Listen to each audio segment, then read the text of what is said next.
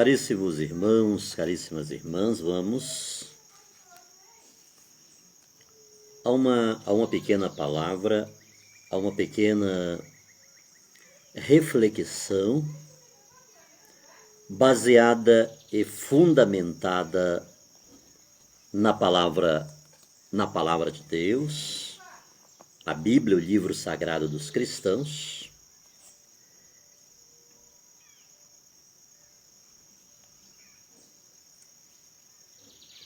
Vamos buscar saber hoje, essa pergunta já foi feita, inclusive na rede, né?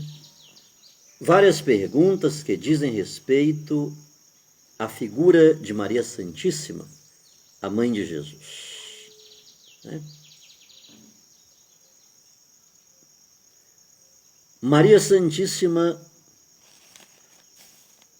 casou ou não casou com José?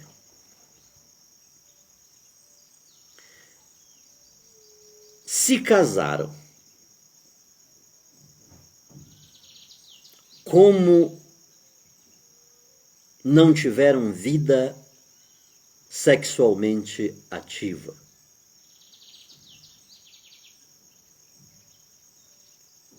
Como criaram Jesus juntos? E por aí vai. Bem, o que está por trás de todas essas perguntas, na verdade, é um querer mostrar que a Igreja Católica, no mínimo, está equivocada quando diz que Maria foi virgem antes, no parto e depois do parto.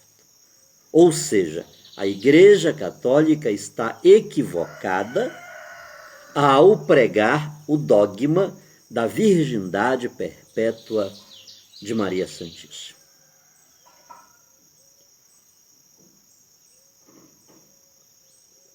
Bem,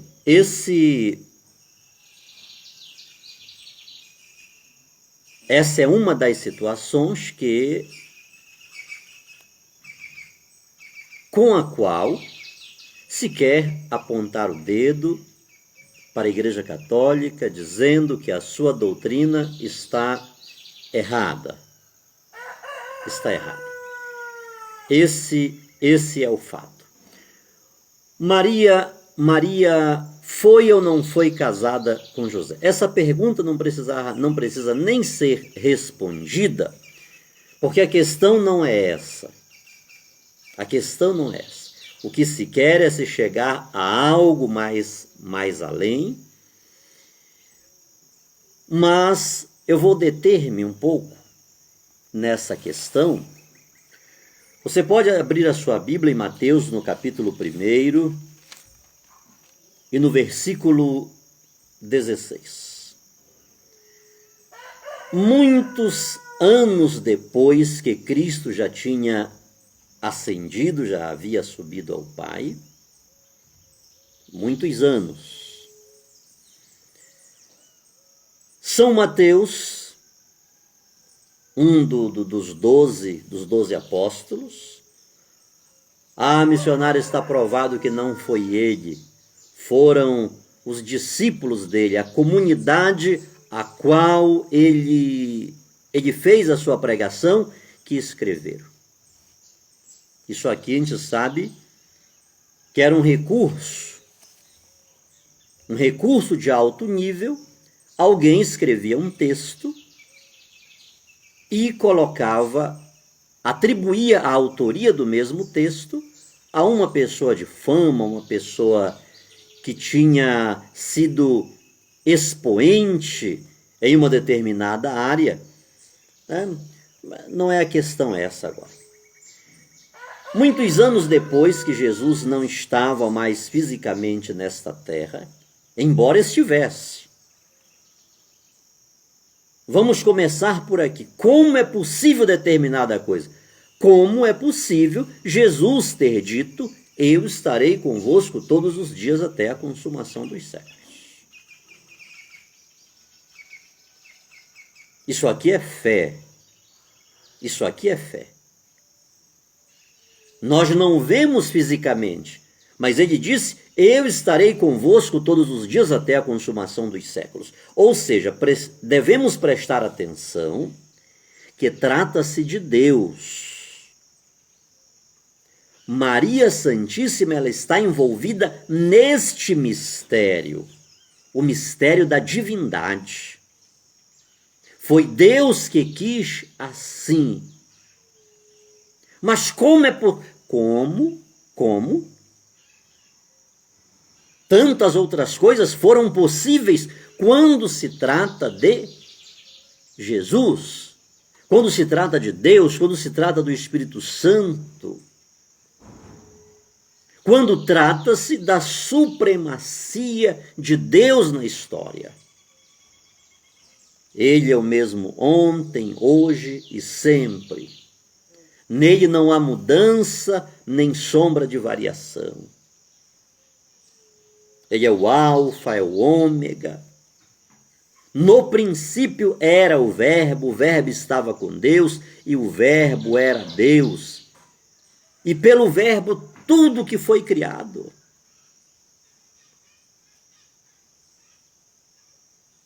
Então nós precisamos, sem este foco, nós vamos nos equivocar,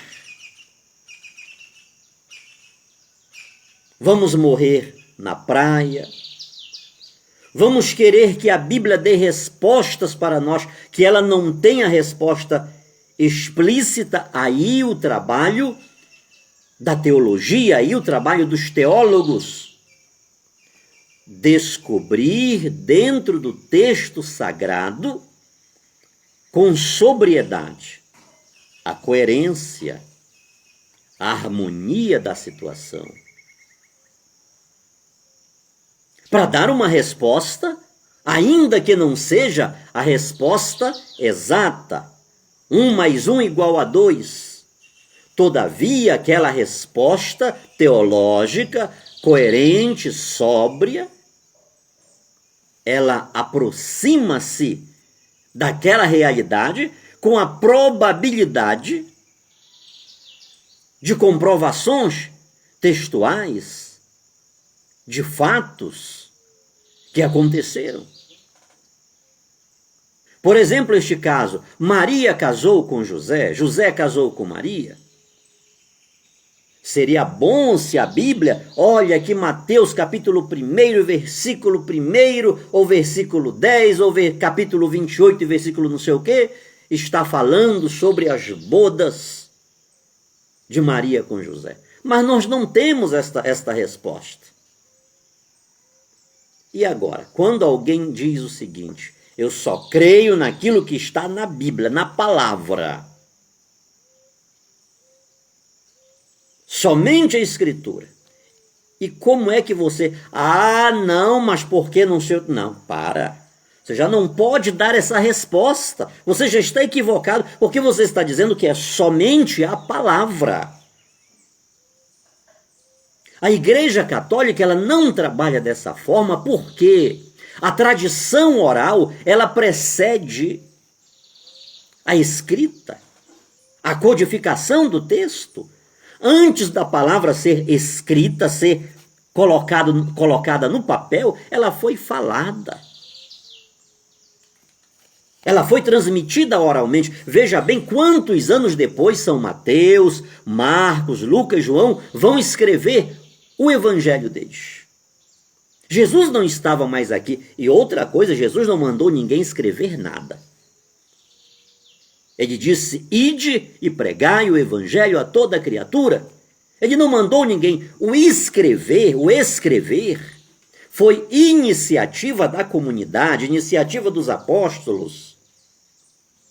São Paulo, que não foi um apóstolo direto de Jesus, como os 12, ele não pertencia àquele grupo dos 12, ele vai pertencer por extensão, porque Jesus o chamou às portas de Damasco.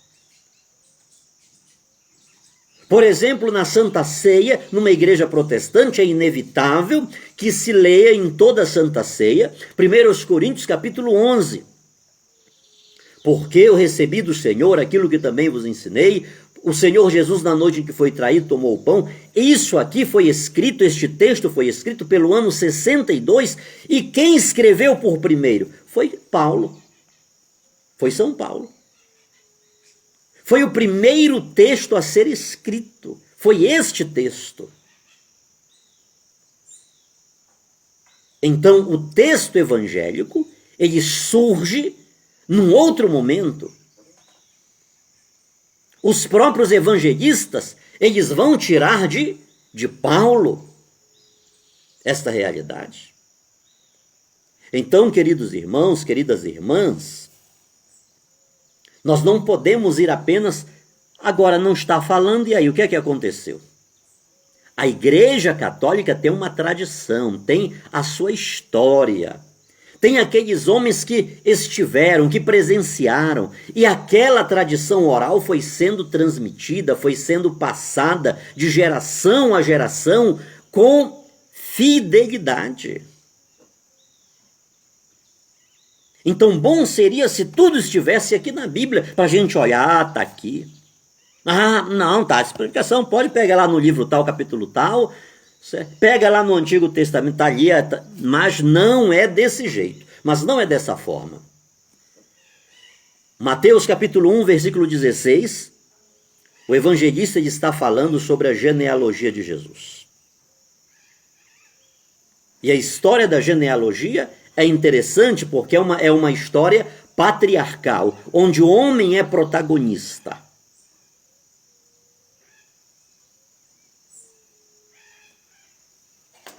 Vamos ao texto. Eu já estou usando este negócio aqui. Veja bem, São Mateus ele está falando da genealogia. Mas quando chega no versículo 16 do capítulo 1, ele diz um negócio interessante. Eu vou ler o versículo 15 primeiro, só para você ter uma ideia. E Eliúde gerou a Eleazar. E Eleazar gerou a Matã. E Matã gerou a Jacó. Versículo 16. E Jacó gerou a José. Preste atenção nisso aqui agora. E Jacó gerou a José, marido de Maria, da qual nasceu Jesus, que se chama o Cristo. Qual seria a lógica, o ritmo do texto? Como é que ele vem falando desde o começo? Azor gerou a Sadoque, e Sadoque gerou a Aquim, e Aquim gerou a Eliúde, e Jacó gerou a José, e José gerou a Jesus. Este seria o ritmo da genealogia. Mas quando chega aqui no versículo 16, ele quebra. E Jacó gerou a José, esposo de Maria. A gente volta numa outra ocasião nesse texto aqui. Isso aqui só para mostrar a questão do relacionamento conjugal de José e Maria. Mas tem muito mais coisa nesse texto, nessa frase aqui, tá? E Jacó gerou a José, marido de Maria, da qual nasceu Jesus. Você está curioso? São Mateus ele está aqui simplesmente falando de uma nova criação. São Mateus ele está falando da virgindade de Maria Santíssima. São Mateus está falando do grande mistério da encarnação. Ou seja, Jesus não vem de José, Jesus vem de Maria. Ele quebra o ritmo, ele quebra a linha machista, a linha patriarcal, que vem durante toda a sua genealogia,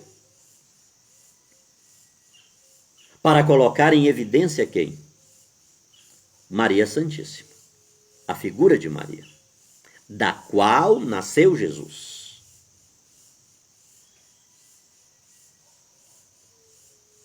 Bem, vamos para mais um texto. Vamos continuar aqui no capítulo 1. O versículo 18, Mateus 1,18. Ora, o nascimento de Jesus Cristo foi assim. Estando Maria, sua mãe, é que a gente não presta, a gente quer ler, não presta atenção, né? Que a gente não presta, mas na verdade a gente não presta mesmo, né? Nós não prestamos atenção no texto bíblico, nós não sabemos ler a Bíblia. A gente pega a Bíblia e lê como se fosse uma receita, uma bula de remédio, um jornal, uma revista. Nós não nos damos conta. Mas presta atenção só nesta frase aqui.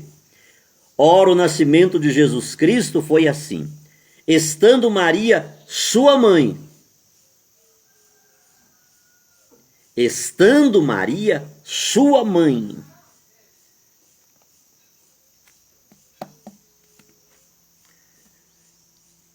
Eu gostaria que mesmo de forma implícita, eu não vou falar dessa forma porque eu não suporto esse linguajar, quando eu desafio alguém me mostrar não sei o quê. Queridos, a minha mãe sempre diz isso, ninguém pode dar aquilo que não tem. Cada um dá o que tem. Cada um mostra quem é, a sua personalidade. Você lembra que quando Jesus estava preso lá na casa do sumo sacerdote, lá no pátio, né? Diante de uma criada, ele negou Jesus. E alguém naquele momento disse assim: tu és do meio deles. Tu és discípulo do Nazareno, porque o teu falar te condena. Então, a linguagem de muitas pessoas é suficientemente capaz e não precisa de nada mais para dizer quem é aquela pessoa.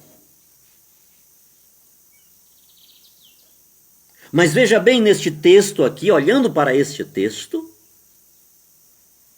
ninguém consegue provar pela sola escritura, pela palavra de Deus, que Maria foi mãe de outros filhos além de Jesus. Ninguém consegue provar.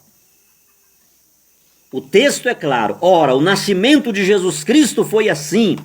Estando Maria, vírgula, sua mãe, vírgula, estando Maria, sua mãe, desposada com José. Desposada, comprometida, noiva.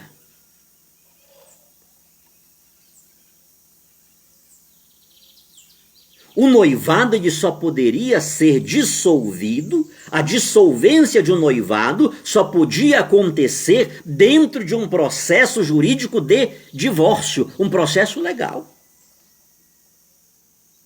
O sexo era terminantemente proibido durante esse momento em que estavam noivos. E neste particular, não esqueça que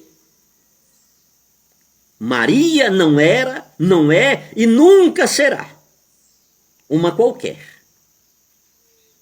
Ela achou graça diante de Deus de forma esplêndida, de forma que ultrapassa qualquer imaginação na linha de espiritualidade e de santidade.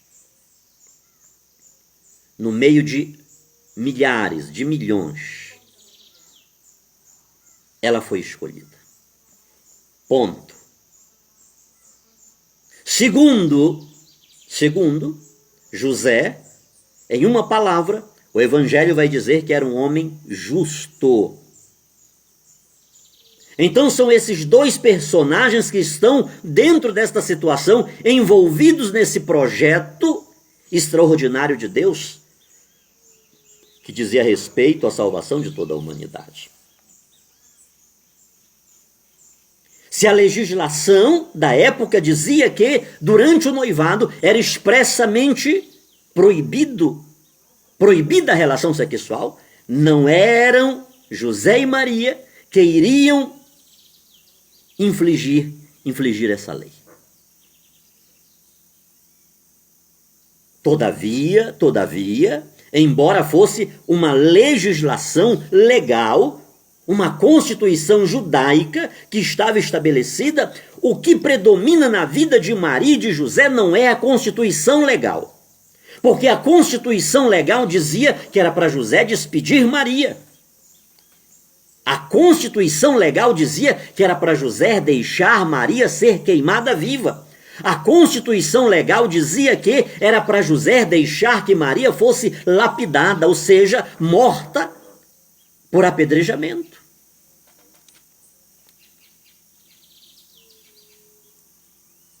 Mas mesmo José, não sabendo ainda o plano, o propósito de Deus, ele resolveu deixá-la, repudiá-la secretamente.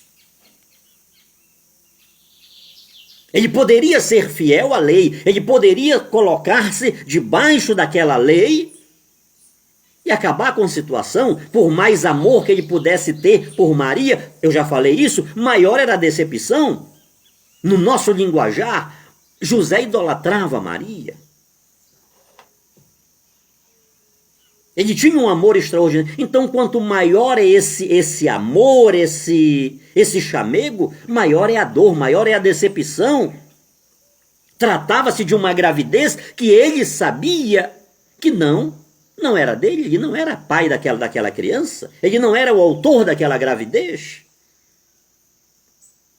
Mas era um homem justo, e porque de fato ele amava. E aqui entra uma realidade muito expressiva. Quem ama não mata. Se por um lado a gente diz, mas eu amava, então eu vou matar porque ela jogou no chão meu amor, a minha honra, tudo que eu sentia por ela, toda a devoção que eu tinha por ela, eu vou acabar, vou esquartejá-la. Não, isso não é amor. Benditas sejam aquelas mulheres que têm um José como marido, um José como esposo. Não é à toa que a Igreja Católica, nós cristãos católicos, temos um chamego muito grande com São José. Porque a missão que Deus deu-lhe, nós vamos ver isso na sequência. O vídeo está ficando muito grande, eu paro por aqui. Mas vamos para o versículo 18. Para a gente ter, versículo 19, José foi ou não, Maria foi ou não casada com José. Versículo 19, né? Depois que falou isso aqui, do versículo 18, o nascimento de Jesus Cristo foi assim, o versículo 19 vai dizer, então, José, seu marido. Então, José, seu marido. Eu creio, meu querido irmão, que aqui já tem uma resposta clara que eles casaram. Embora o Evangelho não fale das bodas de Maria, né? O casamento, a festa de casamento deles, mas tudo indica que eles casaram. E mais uma. Quando a gente segue, você vai ver que em Mateus, capítulo 2, no versículo 23, São Mateus acaba com São José. Mateus, capítulo 2, versículo 23. Olha aqui. E chegou e habitou numa cidade chamada Nazaré, para que se cumprisse o que fora dito pelos profetas: ele será chamado Nazareno. Aqui no versículo 23, São Mateus acaba com a história de José. Quando ele vai falar da família de Jesus, ele fala de irmãos, irmãs, mãe, mas José não está mais presente. Uma dedução acertada, teológica, sóbria, coerente. Embora não fale das bodas de José e de Maria, por exemplo, do versículo 13, São Mateus, capítulo 2, do versículo 13 seguintes: a fuga para o Egito. A fuga para o Egito, a matança dos inocentes. Versículo 19, a volta do Egito. O que é que está acontecendo aqui? O anjo do Senhor aparece a José em sonhos e diz: levanta-te, toma o menino e sua mãe, foge para o Egito e demora-te lá até que eu te diga, porque Herodes há de procurar o menino para o matar. Levantando-se ele, tomou o menino e sua mãe de noite e foram ao Egito. Esteve lá até a morte de Herodes, para que se cumprisse o que foi dito. Vamos para frente. Versículo 16 do capítulo 2 de São Mateus.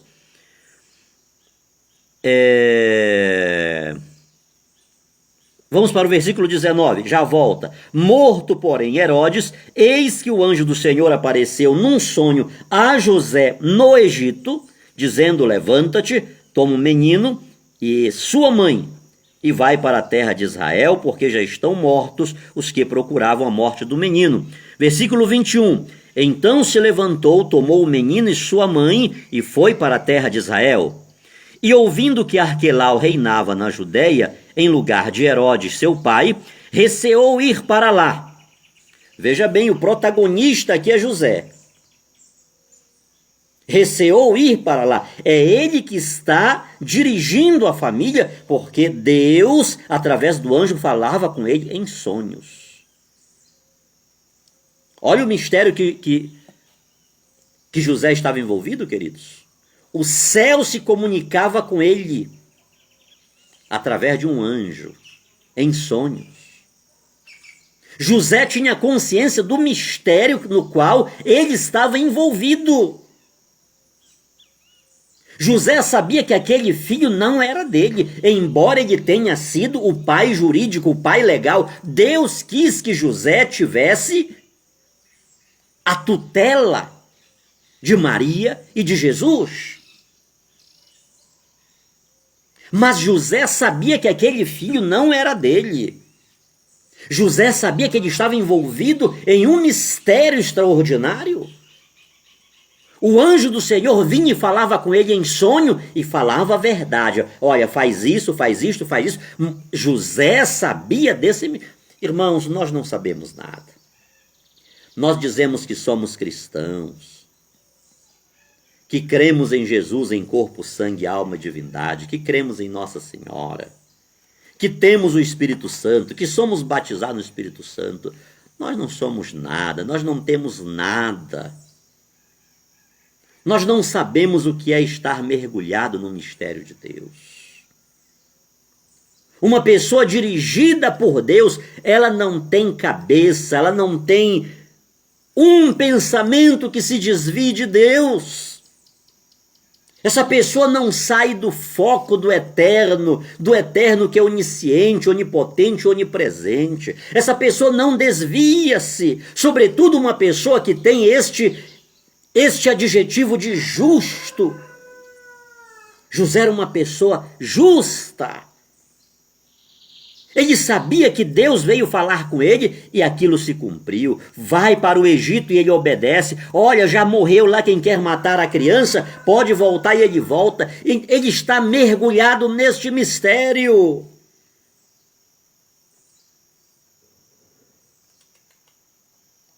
São José, digno da nossa reverência, como diz a palavra de Deus, imitai aqueles que vos transmitiram a fé. São José transmite para nós a fé da fidelidade, a fé do cuidado, a fé do amor, a fé do despojamento. da entrega total e absoluta ao projeto de Deus, ele deixa que a vontade dele desapareça para que a vontade de Deus apareça. Ele se faz parceiro de Deus, não na sua vontade. Ele não quis que Deus fosse parceiro dele na sua vontade restrita, particular, mas ele quis ser parceiro de Deus em uma vontade que abrange a todos, em uma vontade que abrange o mundo, em uma vontade que não é restrita ao meu ego, aos meus prazeres, às minhas realizações pessoais. Esse cidadão, José, esposo de Maria, é digno da nossa honra, do nosso respeito, da nossa reverência, da nossa veneração. Então José está protagonizando o chefe da família. Volta. E ouvindo que Arquelau reinava na Judéia em lugar de Herodes, seu pai, receou ir para lá, mas avisado em sonhos, por divina revelação, foi para as regiões da Galileia. Foi. O protagonista é ele. Mas nós sabemos que neste foi, ele estava levando o menino e a mãe do menino. Oh, glória a Deus. Tem muita gente por aí que só quer o menino, né? A mãe do menino deixa para lá. Mas Deus foi lá e disse para José, através do anjo: ei, o menino e a mãe do menino. O menino e a mãe do menino. Quando os magos chegaram para visitar o menino Jesus, eles encontraram o menino ao lado da mãe dele. Porque amo a Maria, perguntou-me um dia alguém, devo e quero sempre amar a quem Deus ama também, se até meu inimigo devo amar com todo ardor, como não amar aquela que me trouxe o Salvador. Ave Maria, Ave Maria, estrela guia, mãe admirável, que ao Pai me conduz.